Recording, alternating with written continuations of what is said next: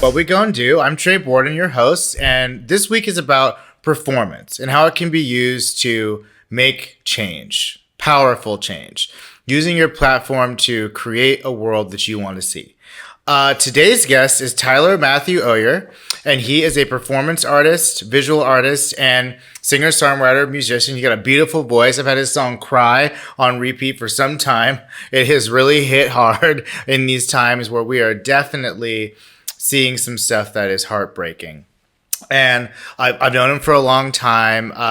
When he participated in Beacon, one of my projects in Sacramento with Jessa Ciel, and he was an artist that was very, very articulate and creative when it came to talking about the kind of queer experience, queer narratives. He's often bringing in works and personas that are from the past or kind of embody the spirits of people who've come before us and kind of bringing their very relevant works into the present. He is in LA. Like me, and kind of navigating this quarantine, at this point navigating the lockdown and trying to make sense of a world that is just truly breaking apart. And so we had a conversation a couple of weeks ago, and here's what we talked about.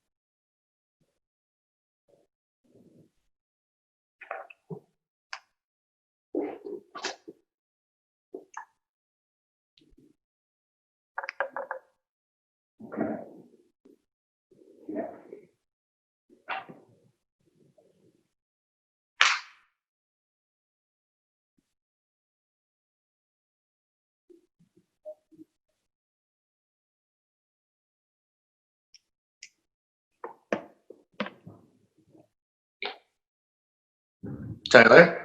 Hello. Hey, what's going on, sweet? I'm sorry for the delay. That's okay. Let me see about this video here. Okay. Yes. Now I'm gonna put my phone on airplane so it doesn't Good idea. ding dong much. Yeah, so like I'm in Palm Springs. I got here yesterday afternoon. My friend was like, "How would you like a change of pace?" I was like, "I would love one." Downtown almost blew up last weekend. So I got here, but I was like, it should be pretty easy to set up like just a backdrop for these interviews. Like, how bad could it be? And I was like, actually, like there's nothing but light. And usually that's good. But thank you for bearing with me. Fine. Okay, great. Well, then first of all, thank you for appearing on What We Gon' Do. This episode is going to be about kind of performance and its power. And I'm really excited to have you, Tyler, because you're one of the people I admire the most in terms of like having such a clear voice that you really use to do a variety of different things, from really kind of provocative and compelling visual performances to music that gets me through the day. And so why don't you, just for the sake of our listeners, kind of explain, who you are and kind of what your practice is about a little bit. My artist name. Then give me this backdrop. Oh yeah. Well, thanks for having me. This is fun to kind of pick up this kind of conversation that we started a year ago for the 50th anniversary of Pride. So it's nice to be back in formal conversation with you. Of course. My artist name is Tyler Matthew Oyer, and I am someone who works in visual art. I studied sculpture and performance, but then I also, as a teenager, studied voice and theater. So I kind of have spent the last 10, 15 years exploring those things separately and together. And a lot of my research is tethered around different kinds of queer histories and loss. And so I look at kind of loss and devastation as a way of trying to bridge gaps between the here and then, the now and the past. Because the past for me isn't gone, it lives in and through us. And so I use music and drawing and photography and painting and sculpture and writing as a way of like articulating those connections. Well, that's really, I mean, there's a few different things. I mean, I should have asked you, first of all, how are you? I mean, this has been you want to talk about, pandemonium and craziness, like here we are. So just like, just checking in, how have you been absorbing all of this? And like, how are you doing? And kind of like, how has this been in terms of the disruption? Yeah, I'm okay. Good. You look well. I have to say, at least that skin is good. We talked about this a little bit last week when you called, but I have really I've been looking for a little bit of a break in the pacing of what it means to be a professional artist. And before this pandemic, I was trying to figure out when I would schedule that for myself and what that would mean. And so now this pandemic kind of just did it for me. So in a way, the disruption has been nice. It's kind of been a little bit of a blessing in terms of just slowing down. Also, I think it's really interesting, like for the first time in our lives, we're feeling capitalism, the pace of capitalism slow down, which is kind of a little bit of a revolutionary thing. And hopefully we can find ways of like implementing that more often. Just in terms right. I mean, there's so many things that have happened where you're like, obviously like, and it depends on your vantage point. For some people, this has been like a truly horrific time for like health and economic reasons. But for a lot of us, it's been like mostly just kind of existential and very, very much like what could I reimagine my life being? And in terms of that, it's been really interesting to see like, oh wow, like animals repopulating. Oh wow, like the LA sky is blue, and like people in India and China can breathe. Yeah. Like there's a little bit of like, could we piece back together what life was, on better terms that reflect what we need. Yeah. And I also think that, so I've been well in that way, but also I live alone and I work alone. So I've also experienced like, just like a lot of kind of like my brain gets a little wackadoodle and I'm like, what day is it? And what time is it? And like, what matters? What doesn't matter? Like, I don't know, like, do I reach out to someone or not? Like, there's a lot of that. And it's kind of like, people are like, how are you doing? I'm like, I'm turning into a monk. And the thing is, I'm like, I didn't really mean to turn into a monk, but I am. So there's also that kind of like, there's a little bit of that conflict. Like I like this kind of monkish, slow isolation with a lot of contemplation, but then also sometimes I'm like, I didn't sign up for this. Yeah, you're like, this wasn't something I chose. I actually recently heard this concept. I think it has a few different names, but one of them is like skin hunger. Like this idea that like you have kind of like almost like a response to like lack of intimacy and touch. Like, so for those of us who are living this monk life over here, single and living alone, I think that it is a lot to, like you forget, like, oh, I haven't hugged someone in weeks, and I don't know what the long-term impacts of that are. I mean, I guess like for now it's fine. Yeah, I actually bridged that gap a few days ago where I hugged someone. We agreed to like, congratulations. And it was so strange. I was like, wow, I haven't hugged someone. Because also I come from a family where like we kiss. Like I kiss my friends, I kiss my family. Like I'm not afraid of touch. I also spent a lot of time in Europe, and in Europe it's like kiss. It's like you're always touching. I don't know what's gonna happen to them. They don't know how to live their lives after this. It was kind of funny. Like I had this hug, and I didn't want the embrace to end. I was kind of like, wow, this feels so crazy. So in terms of the themes that you touched on earlier, it's like, especially in queer history, like kind of living, our community has lived through a very severe pandemic, and kind of like the things that we're missing out on as a result of who was lost there, and bringing that to the present. It's almost like now we're in kind of like our generations, maybe some version of that. And like, so how do you kind of position yourself like in the in-between? Like, are we now, like, are you someone, is there a future Tyler looking back on this time? Like, what's your relationship to that? Well, I would start off by saying, I don't, like the HIV/AIDS pandemic hasn't ended. Right. It's not gone. And so I think the difference between right now with coronavirus, COVID-19 versus HIV and AIDS is that the the public response has just been so radically different. You know, it's like immediately Lady Gaga is organizing a world concert, and immediately the World Health Organization is declaring it a pandemic, and every government and every major nation basically is like putting some restrictions or response to this situation, where in the 80s, you know, it was a different story because it was affecting a different part of the population. And now even still, HIV and AIDS is a different story because it's still affecting people who are Black and brown, who don't subscribe to heteronormativity, who have jobs that are precarious, perhaps. And kind of like proximate. Yeah. You know, so I think that what Corona does is it reminds us that these issues are not new. Mm-hmm. They're not new. You know, this is not the first pandemic, and it won't be the last. And this is not the first time where a marginalized community is impacted greater than a majority. You know, this is not the first time where governments are fucking up, Right. and not doing it as an accident. Yeah, I mean, we'll get into that. And in terms of like how you developed your practice, like, you know, specifically around performance, like why do you feel like that is for you like an effective tool to kind of like touch upon and explore these narratives and themes, and also like make an impact on people who aren't thinking about this shit? Yeah, I mean, the first answer is like very selfish. It's just that I really love performing. I grew up. I hope so. I grew up performing. I grew up on stage and like performing in church and in community theater and in school theater, and so for me, like I really love that format. I feel very I feel enabled in that format.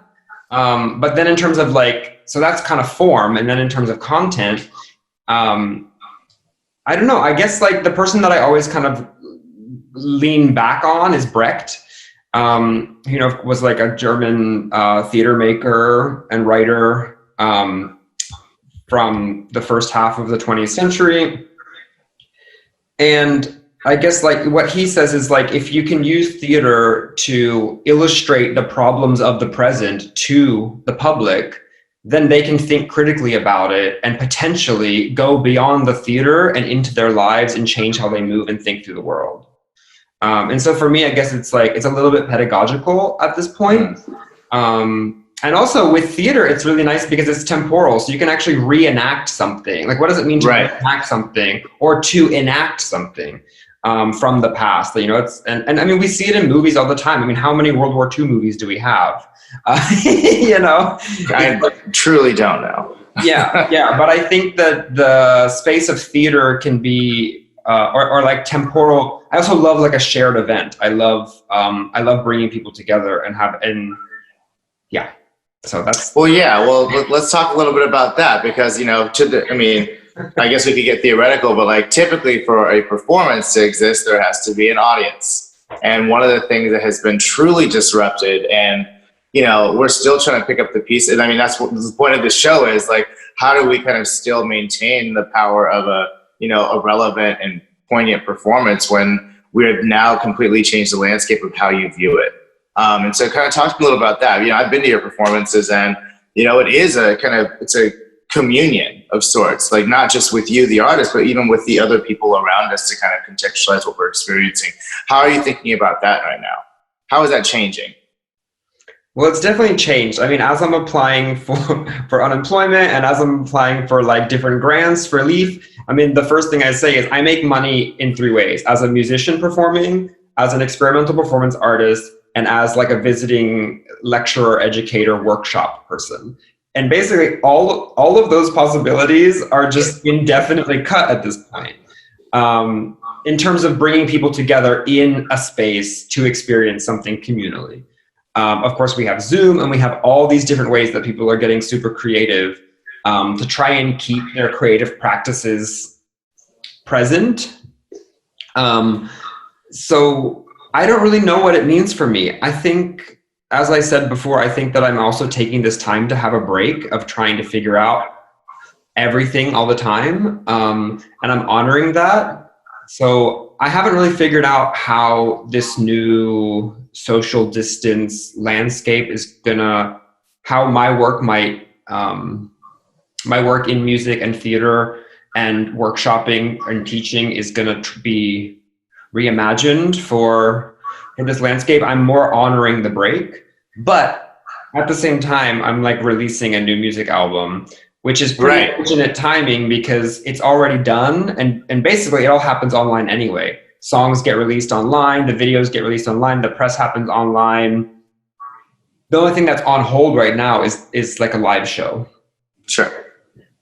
You might start developing kind of like virtual live shows. I mean, we're talking to a few other people this week, and like that's something they're exploring. I want to talk about kind of impact for a second, in terms of like what you want your art. You talked about kind of branching from the theater, reaching an audience, going past the theater and kind of into life. To me, what that talks about is like, what is the impact that you're making when you're talking about such themes that are really grounded in kind of what's happening in the world and like what you'd like to see happen, and what you'd like to see stop happening. What did impact mean for you kind of before, and I know you're probably still working through it, but like what might impact me in this new context? I think it's the same, and that's maybe a hasty answer, but I think that, like I said before, these issues are not new issues. The issues of capitalism and patriarchy and white supremacy and American imperialism and domination, these are not new issues. These are issues that are hundreds of years old. They're implemented, they're structural. And I think for me, this moment just lays them bare for more people. Because not only is this a health crisis, it's an economic crisis. And the minute it becomes economic, the minute it gets into white people's pockets, it matters. Right. I hate to say that like in such blatant ways. Well, I hate for it to be true. It's not that simple. It's not that simple, but in some ways it's true. It's like, it's very easy in America to think, well, that's not my issue. Well, the minute that it becomes a financial issue, it doesn't discriminate as much.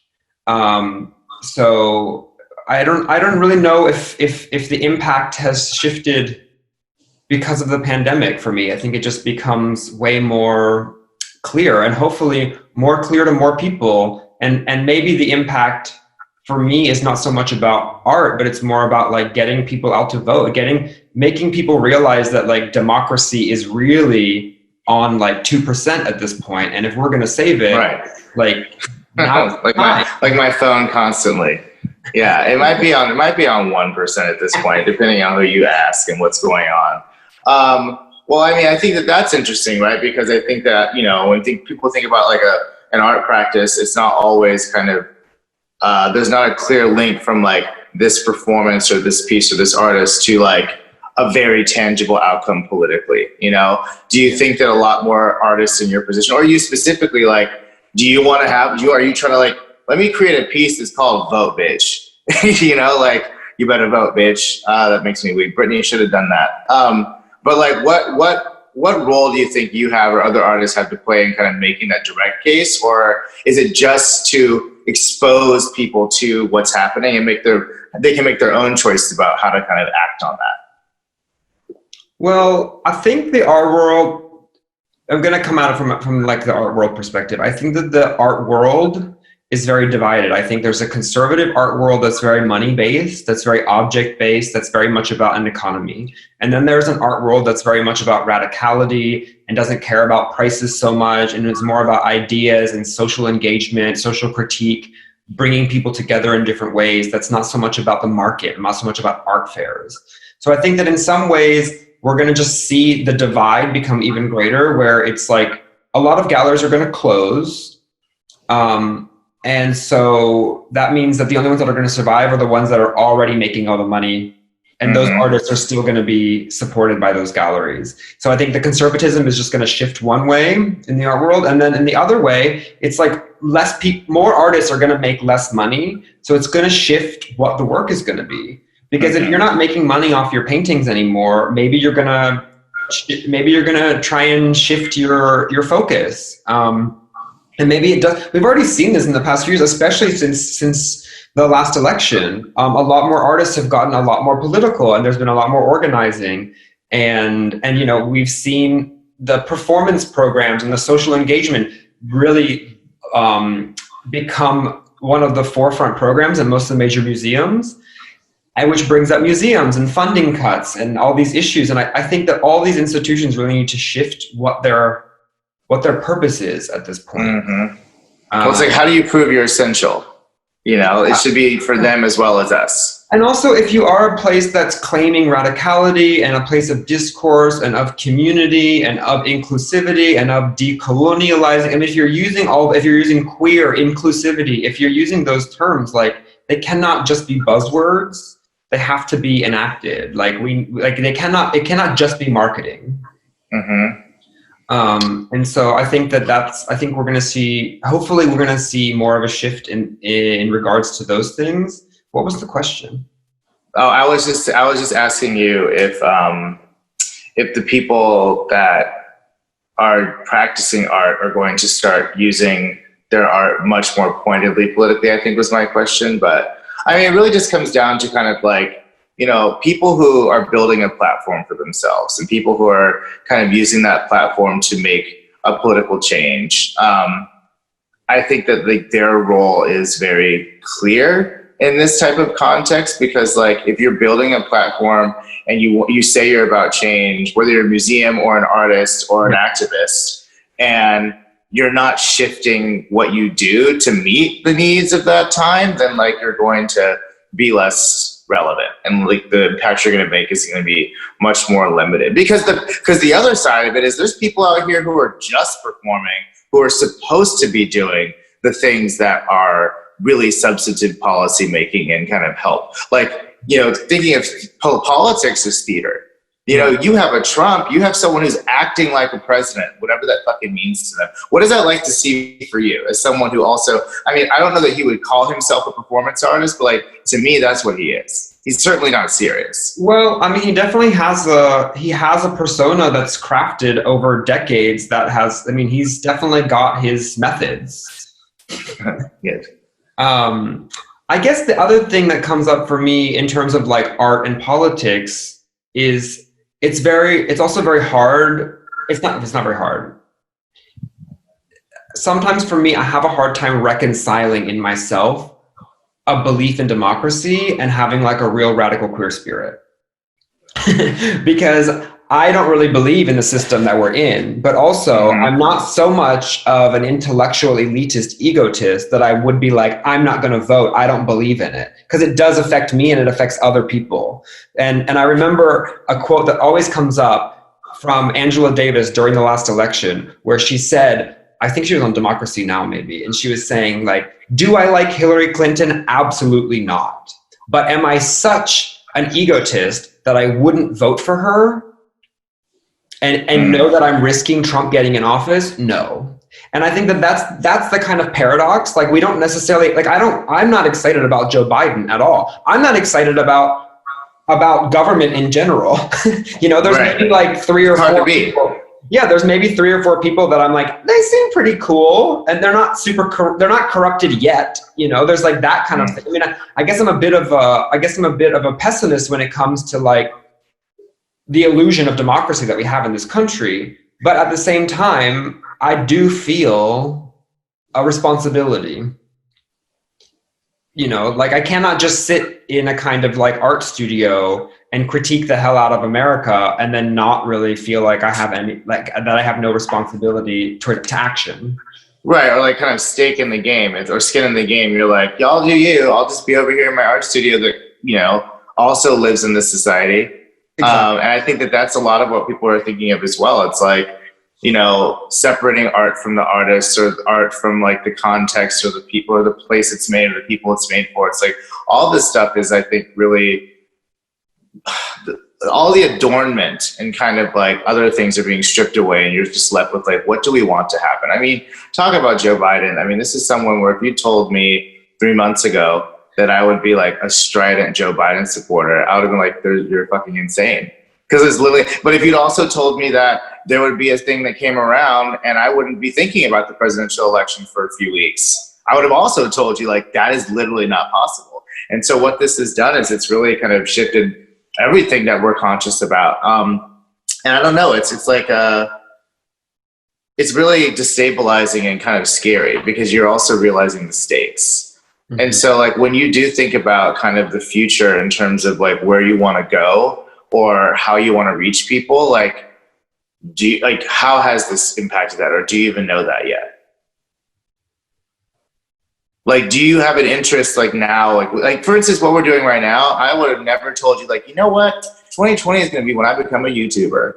Like that was literally not my plan. You're good at it though, Tre. You're good. Well, I appreciate that. You know, it's a journey, and like, and especially in the context of like no salons or anything to like make sure I'm looking my best. So it really is like what you see is what you get, which is really, I think, kind of reassuring. But like thinking about like how you continue to kind of grow your reach, what kind of opportunities do these constraints offer? Well, I mean, this is maybe a premature answer, but like I've always positioned myself for like the last 10 years as kind of like a bit underground, a bit alternative, like queer, like not mainstream and not interested in that. And now that I'm making music and I have my second record coming out, and I'm thinking more about how to be effective.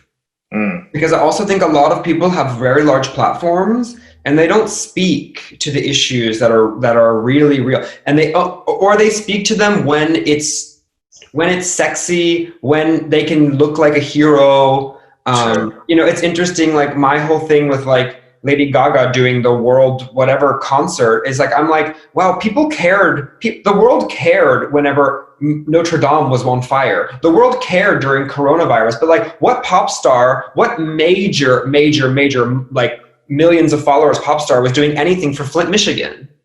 Right, like with Ariana Grande over there at Standing Rock doing like a 2-week concert, you know, like exactly. But what would that even mean for her to do that, you know?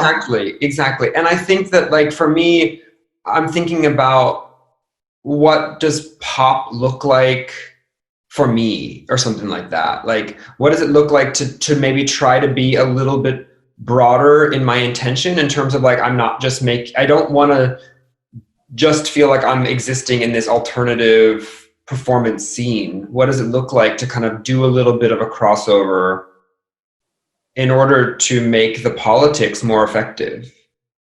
That's really interesting you say that. I mean, because even with this project, it's like I like, you know, doing what I think needs to exist in the world with kind of like not thinking about who's going to see it, you know, because it's like for me, it's like justifying something, being like, I care about this, and if I can justify spending my time this way, and I think it's going to make an impact, and like my if the results are not everyone loves it or everyone's seen it, I can still live with that.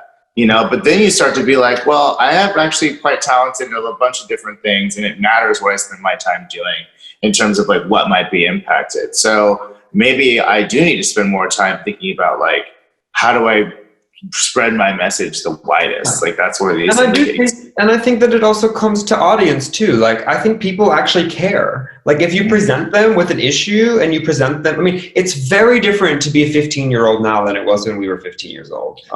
You have so much access to so many things. I mean, fucking like first year, second year university students are like quoting fucking theory, and like their politics are so radical compared to what we were allowed to do when we were that age, because we weren't well, I'll speak for myself. I wasn't exposed to the criticality and the language around anti-patriarchal thought and anti-imperial thought and anti-white supremacy and decolonial. I mean, those were things that I didn't learn until I was basically in graduate school. Right. And so for me, I think that young people do care. And then I see what's getting press and I see who takes up a lot of airtime. And I think like, wow, I mean, there are some brilliant artists out there who are getting a lot of attention, and I fangirl, you know, I mean, I'm there, you know? But I do think about the effectiveness of the politics. I do think about the effectiveness of the content and the form again. And where it can live and how it can speak. Well, I mean, what are the things that you worry? I mean, because like I said, you know, going to a concert or going into a shared space and seeing something raw and something powerful and kind of authentic is for many people, like a life-changing or kind of at least a very significant experience. And you know that very well. Like, how can that same, I mean, is it worthwhile to try and figure out ways to approximate that feeling without those spaces? Or is it just kind of like, let's not even chase that. Let's kind of use these other avenues that we do have access to that we may not have taken advantage of to do something that we couldn't do in those spaces? I don't know. Right? I don't well, like, here's know. an example. Like, I was talking to the LGBT Center in Sacramento, and I was saying that, they had all of these issues with the local police at last year's Pride, the police wanted to wear their uniforms. The community was a lot of people in the community, mostly younger people of color, were anti that. And so there was all this rancor, and they've been struggling to kind of have these in-person come to Jesus moments between law enforcement and the community. And I was saying, well, if we're going to have a virtual Pride, there actually is a way to maybe broker these conversations that are not so heightened and disruptive, where it's just people talking to people. It's not a bunch of people showing up to City Hall and the cops all there in uniform. And it's like, there's a non-starting aspect to that. And so in that simple example, I'm saying, like, there's things that can happen over Zoom that would be much more productive given what we say we want than like a million town hall meetings where everyone's just going to be screaming and crying. Yeah. How does that translate to kind of like a performance or a performer's outlook to like what they're trying to achieve, if it does? I don't know. I think they're different in a way, because one is about a conversation and de-escalating potential conflict in order to have like a meaningful verbal exchange. Mm-hmm. And I think that performance for me is more about like presenting conflict, but in a way that's not super confrontational or something. So, well, not as interactive, right? Like, you're kind of giving this, yeah, and then people get to sit with it. I mean, there's obviously some pieces that are more interactive than others. But. Yeah. I guess my work at this point is less conversational in that regard. I mean, I have done community conversations with Tier Journal, the journal that I'm the editor for, like this queer journal that lives online. I used to do like once or twice a year, I would do like tier talks where one time there was 90 people in the room. And that was all about exchange. And I don't know how that could happen now, unless it was like just like a Zoom situation where people just tune in and listen. But the issue with Zoom, I'm not teaching right now and I'm not in school, but I have a lot of friends who are in school. I have a lot of friends who are teaching at universities. My sister is a 5th grade public school teacher. And I do know that the remote learning is of course it's an alternative, but it's not an ideal, and I think it shouldn't be, and I think we should be very suspicious of it, as Naomi Klein talked about last week on Democracy Now! Because it's just a way of like getting rid of personnel. It's a way of reducing jobs, and then whatever, Zoom, Google Chat, whatever, they own all the content, and then it's like if you give a lecture once, they own the video, and they can just basically use it endlessly. So your teaching, your pedagogy is rendered obsolete the minute that you put it online, in a way. So I think we need to be a little bit cautious of how innovative we get with remote.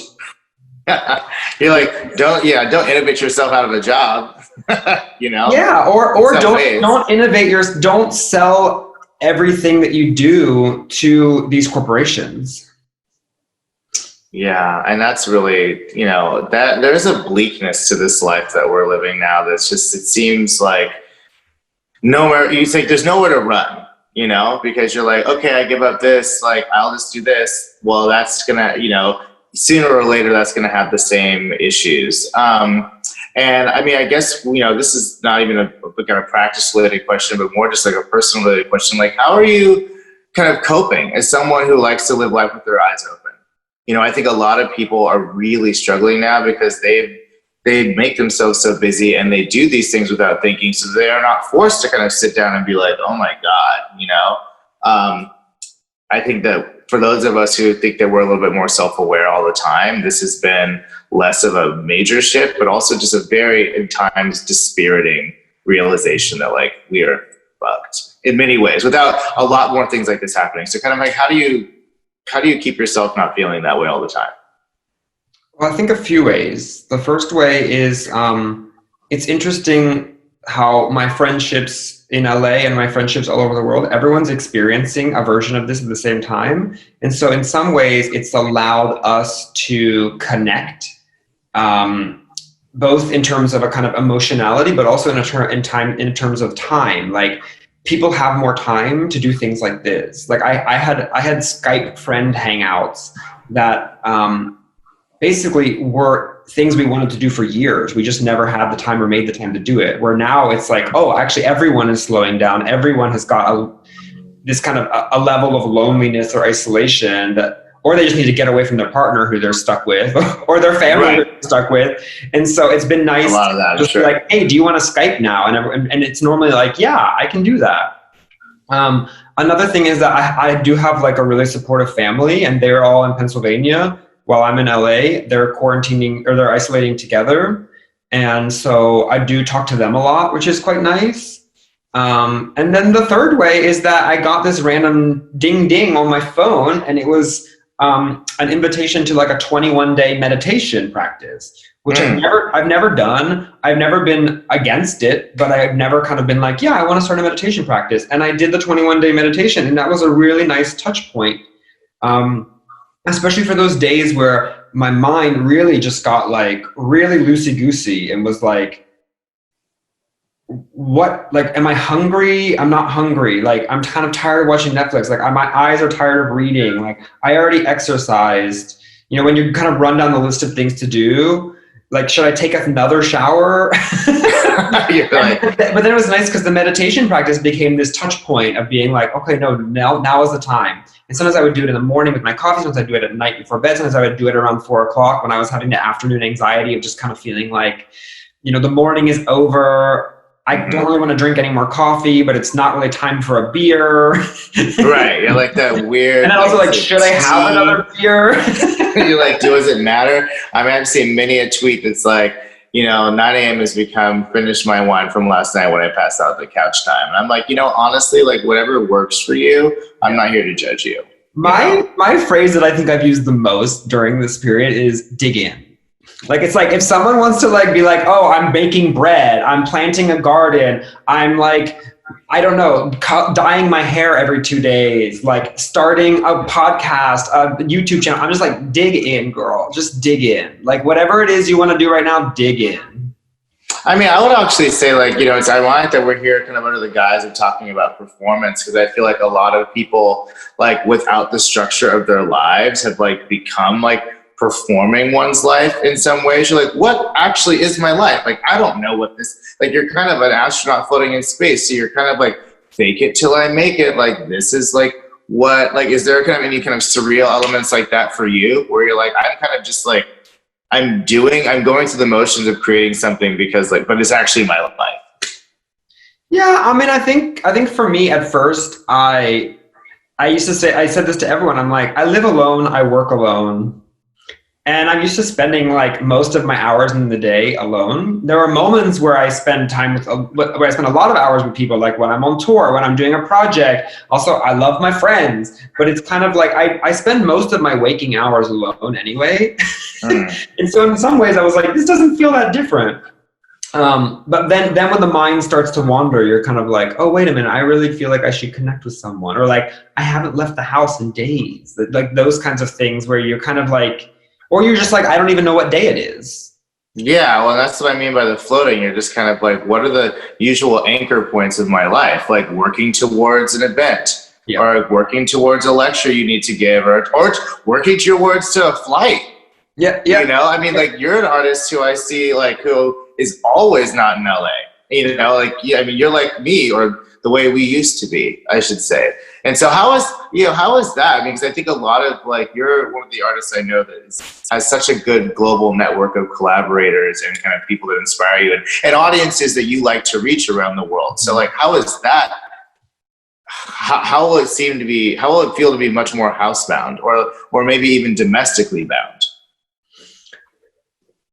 I mean, right now, I mean, even before this pandemic happened, I was thinking, how is any of this sustainable? Like, how is my life as an artist sustainable? How is my life as a musician sustainable? How is my life as a young queer person getting on planes and sleeping on couches and staying in hotels and doing these gigs all over the place? Like, do I want to live this life when I'm 50, you know? Or do I actually want to just like have like a garden in the country with like 3 dogs, you know, where I like grow all my own food and like, you know, and like, how is me every morning waking up and opening up my laptop to figure out how I'm going to make my life through emails and applications, and can I do this? Should I do that? No, I don't want to do that. Yeah, sure, I'll do this. It's like this kind of constant negotiation of being in one place, but then trying to be everywhere. I do think, I mean, I grew up in the country and like we never moved house like my entire childhood.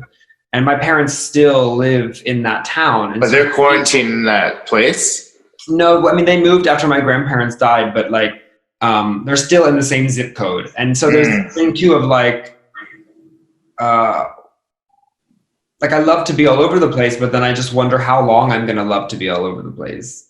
And I think that that's something that would already come up, like creep up from behind before, but now during this period, it really does bring up. I mean, also, what are the ethics of getting on planes every fucking week? You know, I mean, where do our you know, it's like if you're a queer artist and you're not thinking about the environment, you know, if you're like, you know, if you're obsessed with, I don't know, critiquing things, like we also have to be self-critical. And I do think that like these moments of slowing down are nice. And it's the first time that I'm doing it in 10 or 12 years. And I'm not mad about it.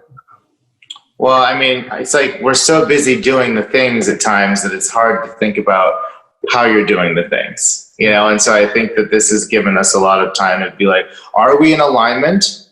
You know, are the things that kind of make the foundation of my values, like, you know, and we're so busy. Like, it's like, you don't have time you're too busy trying to catch this plane and think about like, should I be flying, you know, to get to this place? It's a lot. So I think that it is a blessing to have a little bit of time to kind of see like what's going on, you know, from like a bird's eye view, even if it is kind of imposed by something horrific. But like, I think that the time was also, hopefully we're using it to kind of prevent something even worse down the line in our lifetimes. And that's why I think that like, you know, lastly, kind of like, what are your thoughts about, like, I've been struggling to envision, like when you say 50, that triggered something for me. Cause I'm like, it's been hard for me to imagine like February of next year, you know, and kind of like or January 20th, for instance. It's like, what do you think about that? Well, I'm an Aquarius, so I'm very adaptable. Start there. I think that, I mean, my songs, I literally write songs that say like, it's time for changes, it's time to shift. So like, it's also a thing where like, if we shift, dig in, you know, it's kind of like maybe, I guess for me, we're not going to go back to December 2019, and we can't. And also with or without a pandemic, and with or without a pandemic, like time is always changing. Our experience of time is always changing, and humans are extremely adaptable, even though the systems of capitalism make us feel like we're not. We're really adaptable, and alternatives are possible. And we have even seen that through this pandemic, is that we don't have to work 9 to 5, 7 days a week. We don't have to drive our car every fucking day. We don't have to get on planes every week. We don't have to go shopping all the time, you know.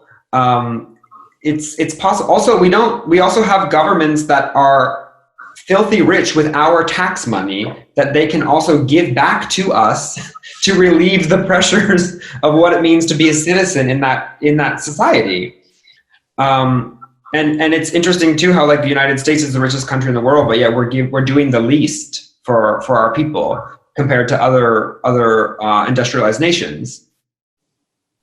So I guess for me, I think alternatives exist. I think this is a radical moment that people are experiencing, and we won't forget, this is a really huge touchstone. The way that 9/11 was a huge touchstone for a kind of American psyche. This is a huge, and 9/11 really changed the way that we saw borders, the way that we saw travel, the way that we saw nationalism, the way that we saw government, the military-industrial complex. You know, I mean, for better and worse, right? Mostly worse, but almost all worse. It did change the way that we see things. And I think this is a huge touch point for I guess, to bring it back to the conversation about performance. It's like, if our lives, if life is a play, if government is theater, you know, the society right now as the audience is thinking critically about how they're engaging. Yeah, they're like, like, what do I think of this piece? Because it's making me feel real fucked up. Yeah. Well, I want to give you a second to talk about your upcoming album and like kind of how, you know, I know that it's very unclear kind of like when there will be any kind of performance tour, but I mean, kind of like, where can people find it? I'm not sure exactly when you created the music or kind of the ideas behind it. Like, how do you find those ideas in this context? And kind of what are they? The EP is called No Temple, and I got that title after reading David Wojnarowicz's writings. And actually, that's a portrait of David Wojnarowicz behind me. Okay. Over there. Okay. Just thinking about, I mean, it's a very spirited album. It's like kind of calls for revolution, but then in some songs, it's also very personal and tender. And I think that those two things are not separate. I think that revolution is born from a kind of extreme tenderness and care and empathy and feeling. Because it really lights a fire inside of you. Right. And that doesn't have to be a violent fire or it doesn't have to be a bad fire. Let's see. I made all of the music before the situation happened with Corona. However, we did shoot a video in Berlin the day before the lockdown in Germany. That's great. It's kind of funny, as we were like wrapping the video, we were like in a taxi going back home, and we were like, this video is always going to be like the Corona video. I'm like, yeah. Or the pre-Corona video, you know, you're just kind of like, all right, better wrap it up. Yeah. So I put out a single a few weeks ago. It's called Cry, and it's on Spotify. Great. Thank you. It's like very much hits me where I'm at a lot of the time when I'm listening to it. I'm like, oh goodness, it's great. Emo. It's pretty emo. So that song is out on like Spotify and Apple Music and SoundCloud and Bandcamp. And then the next single, Forgive You Not, is going to have a video with it, and that's going to come out beginning of June. And then the EP drops middle of July. Is Forgive Me Not the video, the one in Berlin? Yeah.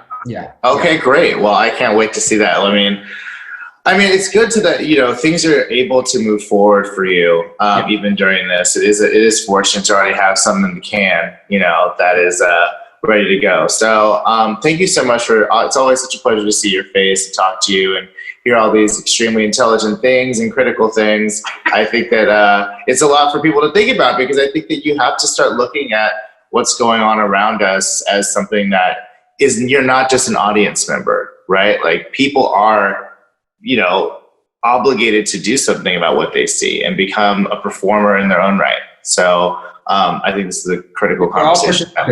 We're all participants in this situation. I've also been saying, like, in my conversations a lot, like, zoom out. This is a time to zoom out, you know, and like take a breath, like fly up, like be the drone that like flies up and just like looks down and be like, okay, what is this? What are these materials? What is my life? And also, what do I want to like fly away from? What do I want to zoom into? Who do I want closer to me? What matters? I think tenderness is also a really important thing that I've been thinking about. Like, it's okay to be tender, which is vulnerability and care and empathy and love too. Right. All those things. Some of those things, they seem like they're in short supply, but I think that actually, one of my hopes for this period is that people start understanding. Like, one thing that, you know, it's like we're seeing inside each other's homes. We're seeing, you know, people who are like usually high-powered executives with 1 million staff in their bedrooms hiding because their kids are running around. You know, it's like people are people. again. Yes. So I think that tenderness you talk about is something that will be a little bit more feasible. Like, we are human beings and we've all now been through this together. So how can we kind of use that solidarity and start to kind of like write a different chapter? Yeah. All right. Well, thank you. I hope you have a wonderful week, and I will talk to you soon, babe. Thanks for calling, Tre. Thanks for having me. Of course. Enjoy Palm Springs and that cute shirt. I will. You know, well, hopefully I lose the shirt soon. I'm trying to get in that pool. Oh, there's a pool. There's a pool. Yeah, I didn't want to do all that to y'all at the back. That's why she's there. Let me put a fireplace back there. That seems okay. All right. Well, take care. Thanks so much. Talk to you soon. Bye. Thank you, Tyler. Like I said, you are brilliant. Thank you very much. I can't wait to see the rollout of the album and how we are going to deal with putting these pieces back together. You know, I mean, this world has needed to change for a long time. And I'm so glad that you're in it to kind of help that proceed agilely. And, you know, with as much kind of eye to history and respect for people as possible. So, some takeaways. I think that one of the things that he said that I think we need to remember a lot of the time, especially for our young people who might be watching this, is like, this shit ain't new. You know, these issues that we're dealing with in terms of like, you know, race, capitalism, exploitation, gender, homophobia, like every ism, every obia, like those are things that we've been dealing with, even in the context of the pandemic that we're dealing with now. I think it was a good point for him to bring up that, you know, first of all, we still up in the HIV/AIDS pandemic. That never ended, you know. We have seen as a result, it's funny, Fauci was a big part of that. Larry Kramer, God rest his soul. This episode is dedicated to him. He passed last week. We are losing so many giants during this pandemic. It is fucking crazy.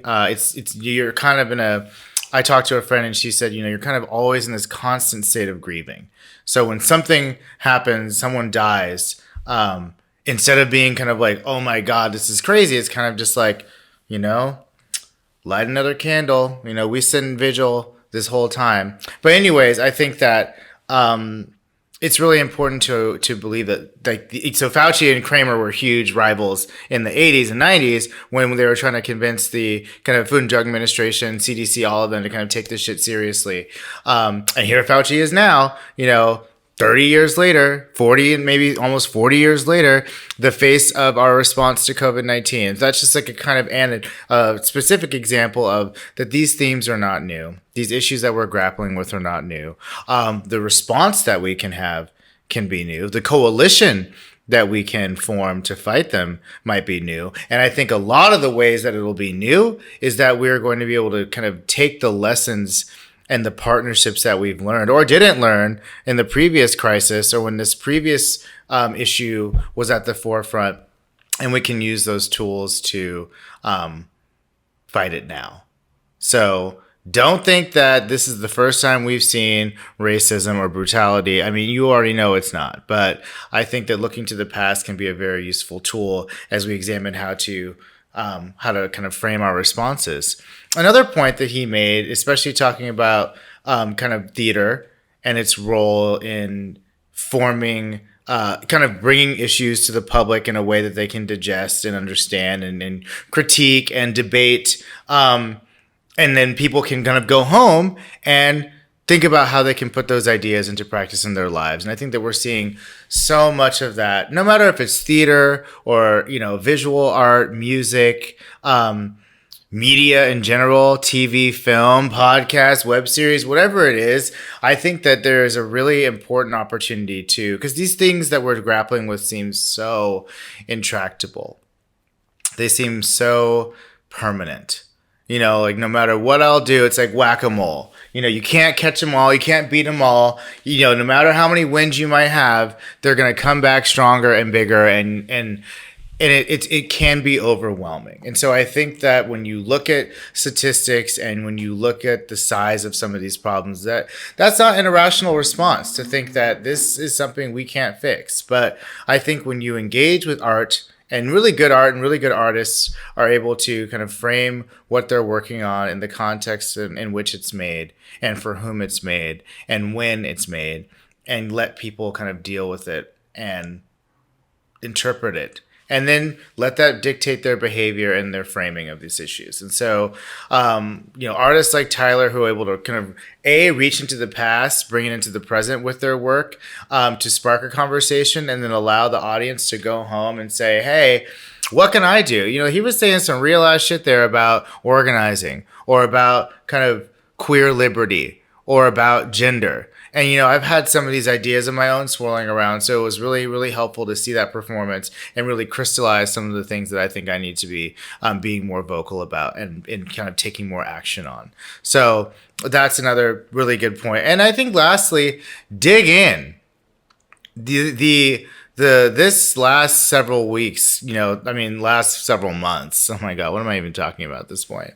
Have allowed us the space, the lucky of us, those of us who are not, fighting, police brutality in their communities, or a flu in their home, or, a landlord trying to evict them, or a job trying to kind of like make sure that they don't stay well. I mean, those of us who have space to examine our lives and say kind of what should we be doing, digging in, has been kind of a personal journey. But I think it's whether that's like, I'm going to become a really good chef finally. I'm finally going to bake that bread. I'm finally going to do that puzzle. I'm finally going to call that friend, or mend this marriage, or teach my children, or plant that garden, or just sit the fuck at home still, which I never get the chance to do. And a lot of that was me.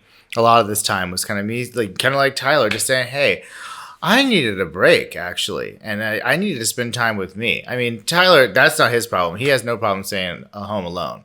I do, or I did, I will say. And so I think digging into you has been a wonderful part of this journey. If you haven't had a chance to do it, looks like some of us are going to still have time to do it.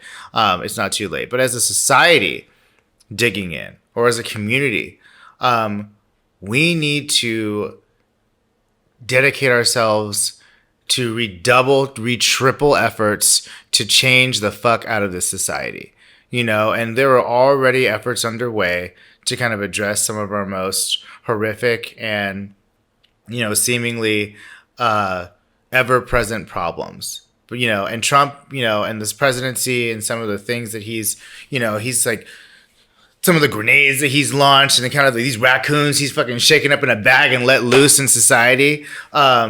I think that has had a lot to do with us getting our shit together already. But now, if it ain't clear now to you that we have to get our shit together, or it is at our peril, we will not survive another leadership like this. We can't afford to take our eye off the prize, not for one more fucking second. And I think that because of that, we can really actually start to dig in and say, we are going to make something happen. I think whether that means that you're going to kind of solidify an organization that you're a part of and kind of its strategy, whether that means you're going to finally release this creative project that you've been, finishing up and honing and kind of nervously kind of figuring out how to bring into public view. I mean, do that. If it just means that you're going to finally quit that job, or apply for that job, or say what you've needed to say to your boss. I mean, whatever digging in means to you, I think if all of us kind of make those individual choices, then as a society, we can really start to make the changes that necessary to not live like this. We can't live like this. I mean, we can, but I mean, I won't in terms of what I will control. And I think that all of us deserve so much better. Except the racists. They deserve worse. But most of us are living under a system that is holding us down in some way. And I think that we need to kind of be about getting that together and using this clarity and the horror that we've seen to drive us towards unity, and kind of leaning in all the way to, our purposes. So I really enjoyed that conversation, Tyler. As always, it's so wonderful to talk to you. Thank you, everyone who tuned in.